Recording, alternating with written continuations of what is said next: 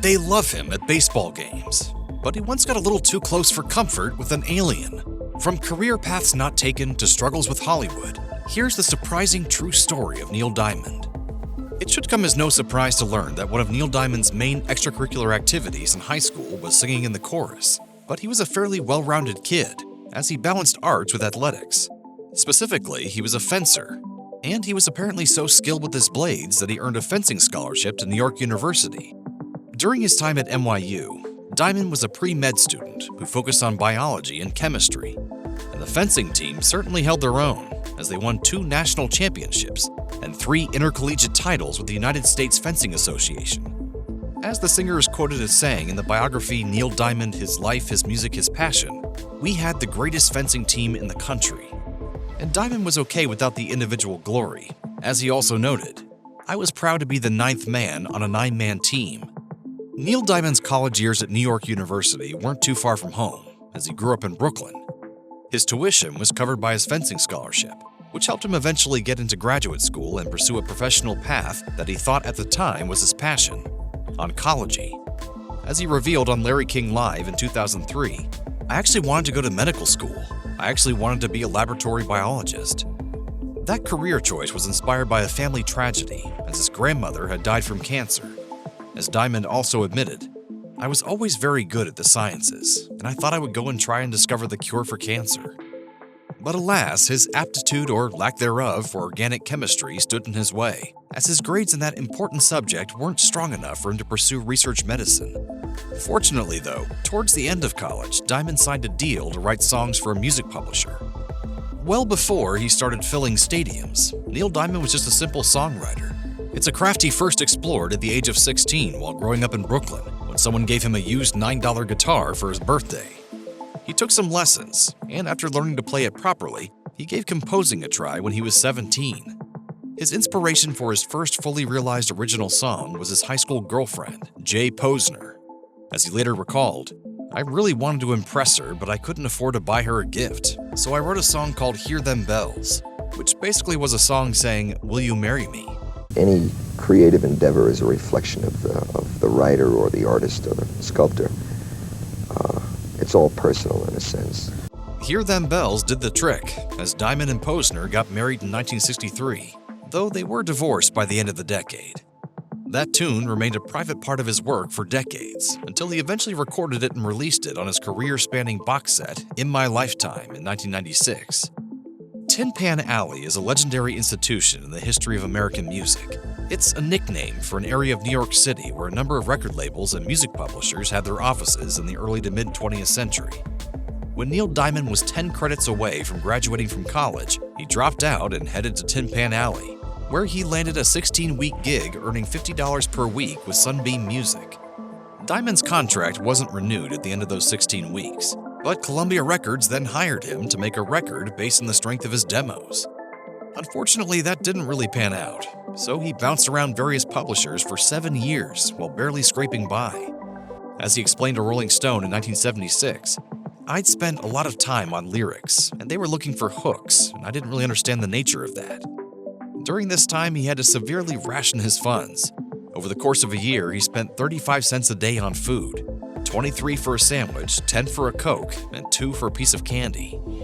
No matter the style or genre, Neil Diamond writes and sings songs about love and romance, heartbreak and triumph.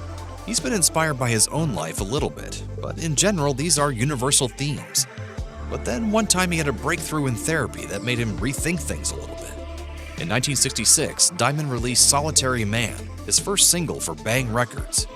It reached the lower rungs of the Billboard Hot 100, peaking at number 55.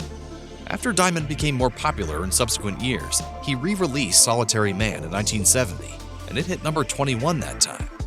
After the song's heat came and went, Diamond eventually realized with the help of a psychiatrist that the lyrics were about his lonely years of hustling and struggling. As he admitted to the fan site I Said, "After 4 years of Freudian analysis, I realized I had written Solitary Man about myself." Well, after writing songs for other artists, Neil Diamond signed his first recording contract in the mid-1960s. The label was Bang Records, which Diamond believes was affiliated with New York's criminal underworld.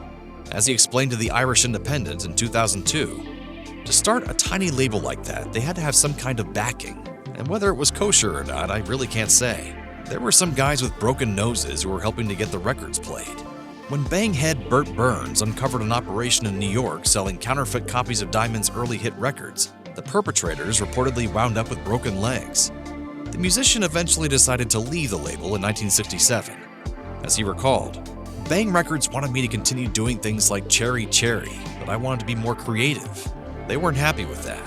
So we locked horns and I finally said, "That's it, I'm gone, do what you will." Then I got calls from people I know saying, "The FBI has word that the mafia is coming after you, be careful." Diamond then started carrying a loaded handgun whenever he was in New York. Months after his exit in 1967, Burt Burns died at the age of 38, and in March 1968, a court battle finally freed Diamond from his contract with Bang. While he was writing songs for other acts, Neil Diamond also tried to get his own singing career going in the early 60s, during which time he released a string of flop singles. He didn't score his first top 40 hit until 1966, as Cherry Cherry made it all the way to number 6, although Diamond didn't think it was all that special at first. Songwriting duo Jeff Barry and Ellie Greenwich helped Diamond hone his skills and gave him his first breaks in the music industry. While overhearing Diamond casually messing around with a bouncy guitar riff one day, Barry encouraged him to flesh it out into a full song. So Diamond then crafted a pop tune called Money Money. But Bang Records head Burt Burns told him to rewrite it into something with more youth appeal. So Diamond turned Money Money into Cherry Cherry and recorded a bare-bones demo, using hand claps to mark time, intending to replace them in the final mix with drums. Bang Records didn't see the point though, and the infectious hand claps stayed in. Thus, the publicly released version of Cherry Cherry is actually Diamond's demo. Whether or not you love the man's music, it's hard to deny that Neil Diamond is a marvelous name. Indeed, it's a fantastic moniker for a legendary singer who holds court in giant arenas as he brings down the house with classic hits while wearing sparkly clothes. In other words, Neil Diamond perfectly describes the man himself, to the point that you might think he must have invented it for the sake of his career. And yet, surprisingly enough, it isn't a stage name at all. What? It's true. Diamond chose to hit the scene with the name that his parents gave him. But he almost didn't. During a 2014 Ask Me Anything session on Reddit, he revealed that he considered some stage names early in his career. As he put it, although Neil Diamond may sound cool now, when I was about to put my first record out, it was just my name and pretty boring. I was anxious to get rid of that name on my first record, but I chickened out for personal reasons and stuck with my own name, and it worked out pretty good. The two finalists for Diamond's almost stage name were the biblically inspired Noah Kaminsky and the supposedly very rock and roll Ice Cherry. Sweet Caroline isn't Neil Diamond's biggest hit in terms of the charts, as it peaked at number 4 on the Hot 100, whereas Song Sung Blue and Cracklin' Rosie both made it to number 1. But it's probably his signature tune now, partly because it's often played as a sing-along at various sporting events. Part of the lore of the song is that Diamond wrote it about Caroline Kennedy, daughter of President John F. Kennedy. But since Diamond penned the tune in the late 60s, that would mean that the supposed inspiration wasn't even a teenager yet. During a 2014 appearance on Today, Diamond set the story straight by revealing, "I was writing a song in Memphis, Tennessee for a session. I needed a 3-syllable name. The song was about my wife at the time. Her name was Marcia, and I couldn't get a Marcia rhyme. So Diamond plugged in the name Caroline instead, which he knew because of the Kennedys' prominent place in the culture." As for the song's connection to sporting events, that's a relatively recent development. It plays at Fenway Park before the bottom of the 8th inning at every Boston Red Sox home game, a tradition that began with Amy Tobey, the stadium's music director from 1998 to 2004. She'd heard it at another sporting event, and she then played it at Fenway because it was so upbeat. She continued playing it only if the Sox were winning, and it turned into a good luck charm. Released in 1966, Cherry Cherry was such a massive success for Neil Diamond that he set out to essentially recreate the song to recapture its magic. As he admitted to Billboard in 2018, "I was the guy who was trying to reinvent Cherry Cherry again and again, and not doing a very good job." The singles that he released immediately afterwards are similarly catchy, populist pop rock nuggets: Kentucky Woman, Red Red Wine, and Girl You'll Be a Woman Soon. All of those reached the Billboard Hot 100, but none of them could quite match the peak of Cherry Cherry. Diamond realized that he needed to make a change, both for himself and for his audience. So he wrote the introspective, intimate ballad Brooklyn Roads in 1968, which reflected on his life and place in the world. It essentially became a transitional jumping-off point for his songcraft. As Diamond described it, "After Brooklyn Roads, my whole story, my whole life became a place that I could write about in my songs, and my life became the songs." When rock stars become famous enough, some of them eventually branch out to the movies. The Beatles had A Hard Day's Night, Whitney Houston made The Bodyguard, and Eminem took a trip down 8 Mile. But the big screen just wasn't Neil Diamond's thing. If his experience with the 1973 adaptation of Jonathan Livingston Seagull is any indication, Diamond wrote and recorded the soundtrack for the film, which is about a bird's search for the meaning of life, and it did not go well. He and Richard Bach, who wrote the book that the movie was based on, sued director-producer Hall Bartlett after Bartlett made ill-advised changes to the plot and the songs. As Diamond admitted to People magazine in 1982, "After Jonathan, I vowed never to get involved in a movie again unless I had complete control." And he kept his word.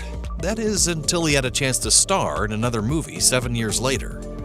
Neil Diamond only ever starred in one major movie, the 1980 version of The Jazz Singer. But that lack of credits wasn't due to a lack of interest on Hollywood's part.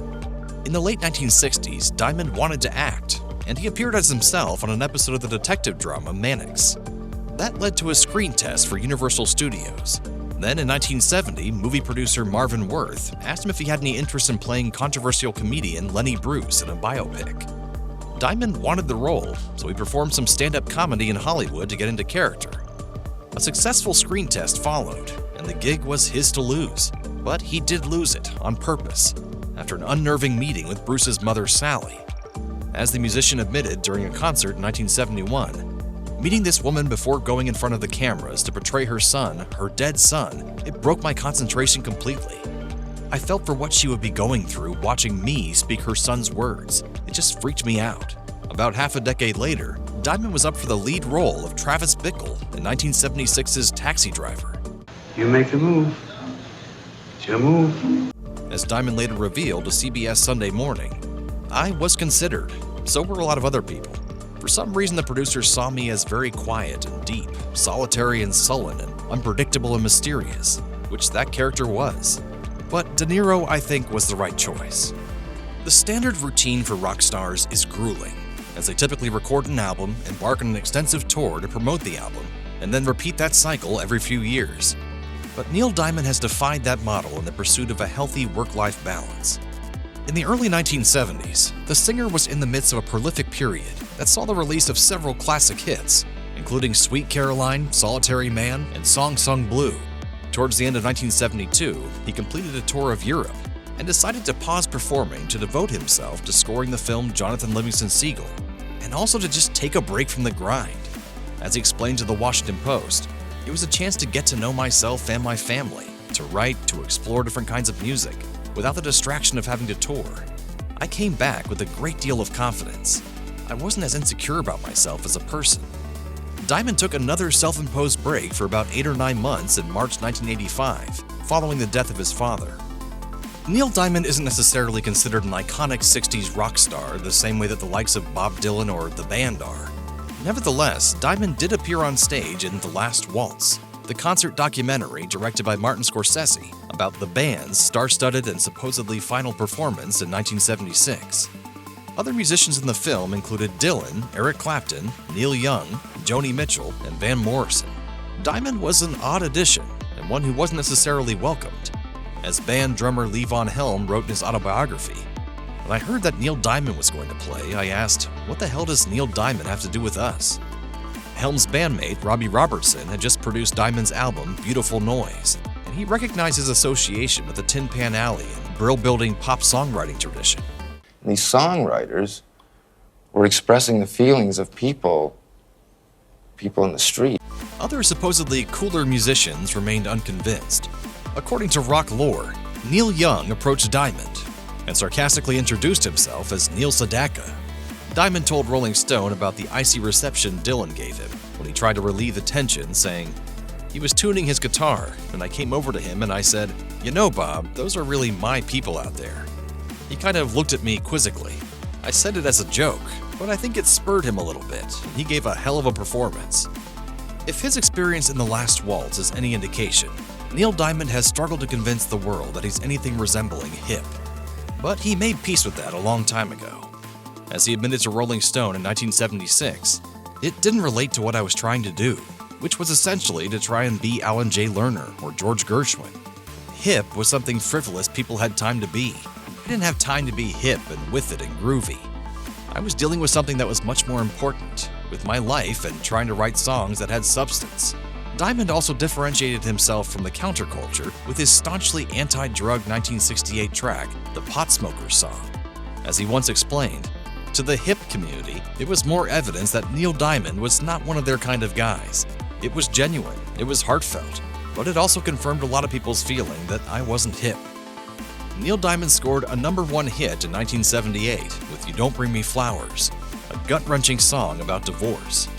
He initially co-wrote it as a 45-second track for the TV sitcom All That Glitters. But after that show changed course, Diamond turned You Don't Bring Me Flowers into a full-length song. Then in November 1977, Louisville, Kentucky disc jockey Gary Guthrie listened to it. As Guthrie recalled to the Courier-Journal, "I had heard Diamond sing this song and noticed the response it evoked in my wife and other women, but I kept thinking there was something missing. When Barbra Streisand released her version of the song in 1978, it struck Guthrie that it ought to be a duet. So he spliced the two versions together and played it on the air. The mix got some attention in radio industry publications, and then other stations started playing it as well. The fake duet got so popular that Diamond and Streisand eventually recorded an official version together. In a weird coincidence, it turned out that Streisand and Diamond already had some history, as they went to Erasmus Hall High School together in Brooklyn. Diamond has admitted that he didn't know his former classmate at all, even though they both sang in the school chorus at the same time. Hello, gorgeous. E.T. the Extraterrestrial was nothing short of a pop culture phenomenon when it came out in 1982. It became the top-grossing film of all time, moved millions in merchandise, and caused sales of Reese's Pieces to skyrocket. The official soundtrack album featured John Williams' score, along with narrative storybook-style segments provided by Michael Jackson. E.T. also provided plenty of artistic inspiration for other people, including Neil Diamond and fellow songwriters Carol Bayer Sager and Burt Bacharach. They saw the movie together and then composed a song called Heartlight that evoked images of the title alien's glowing chest. E.T. Fever propelled the song to number 5 on the pop chart, but the lyrics were a little too closely inspired in the eyes of the copyright holders. And so Diamond and his cohorts had to pay Universal $25,000 to avoid further legal action. Neil Diamond's songs have been part of the pop culture landscape for 6 decades. They're so cherished and respected that they're frequently covered. Hundreds of acts have recorded their own versions of Diamond's songs, and that's something that makes their composer feel a variety of emotions. For example, hard rock band Deep Purple took their unlikely cover of Diamond's Kentucky Woman all the way to the top 40 of the pop chart in 1968. As Diamond biographer David Wilde has noted, he's very gallant and seems thankful that others have embraced his songs. The only cover I remember him being slightly confused by was Deep Purple's heavy metal retooling of Kentucky Woman. Wilde also revealed that Diamond was momentarily intrigued by a bootleg of Bob Dylan performing Sweet Caroline. And when Elvis Presley or Frank Sinatra sang one of his tunes, Diamond apparently considered it thrilling. Then there's the tribute band Super Diamond, who perform Neil Diamond songs with loud hard rock flourishes and have earned the respect of their inspiration. As Super Diamond frontman Randy Cordero told the San Francisco Chronicle, Neil is a big supporter of Super Diamond. He came backstage at the House of Blues in West Hollywood and thanked the band members. Then he sang I Am, I Said with us. Now his steel drummer often plays with us when he's not on the road. I mean, they're terrific. They're like my adopted children. Upon its release in 1994, the crime film Pulp Fiction was praised as a fresh and original masterpiece. In addition to writer-director Quentin Tarantino's penchant for paying tribute to various film genres, the movie was also notable for its soundtrack full of semi-obscure rock and soul classics. Amidst the cuts of surf rock and Chuck Berry, there was also Girl You'll Be a Woman Soon, a Neil Diamond song covered by alternative rock band Urge Overkill. In the film, it plays when the character of Mia Wallace dances around before snorting a nearly fatal dose of heroin. The only new song on the record, it was released as a single and became a minor hit. But it almost didn't happen. As Pulp Fiction music coordinator Mary Ramos revealed to Vulture in 2019, we were denied for Girl You'll Be a Woman Soon. Neil Diamond denied it. Ramos then pleaded with Diamond by writing him a letter. As she recalled, "It was pretty passionate. I know that there are drugs depicted in this scene, but it in no way glorifies the use of drugs. As a matter of fact, the girl almost dies from her folly." And he let us use the song. Over the course of his decades in the music business, Neil Diamond has scored a number of hit singles. And he's been married almost as often as he's topped the charts. In 1963, while he was in his early 20s, he married his high school girlfriend, Jay Posner, with whom he had 2 daughters. After their divorce was finalized in 1969, Diamond then got hitched to production assistant Marcia Murphy that same year. They had 2 sons and stayed together until 1994. Diamond then started dating his manager at the time, Ray Farley. They never walked down the aisle, which probably made things easier for him when he fell in love with video producer Katie McNeil, whom he met when she worked on his documentary Hot August Nights/NYC. They got hitched in 2012 and remained together as of 2024. After 21 platinum albums, thousands of concerts, and a couple dozen entries into the Great American Songbook, Neil Diamond made a big announcement in January 2018. He was about to turn 77, and his 50th anniversary tour was wrapping when he declared that he was walking away from touring. It turned out that a diagnosis of Parkinson's disease was forcing him to stop performing live.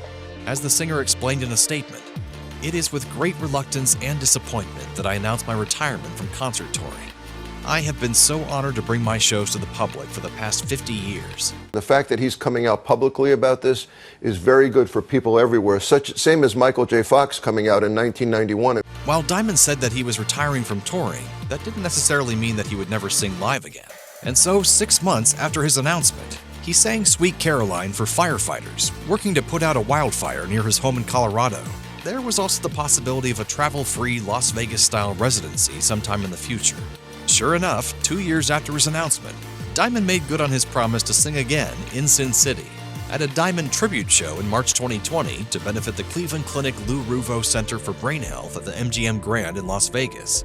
Billy Ray Cyrus sang Diamond's I'm a Believer, while Chris Isaak turned out a rendition of Solitary Man. Diamond was in attendance, and he then unexpectedly took the mic to sing Cracklin' Rosie, Love on the Rocks, and Sweet Caroline.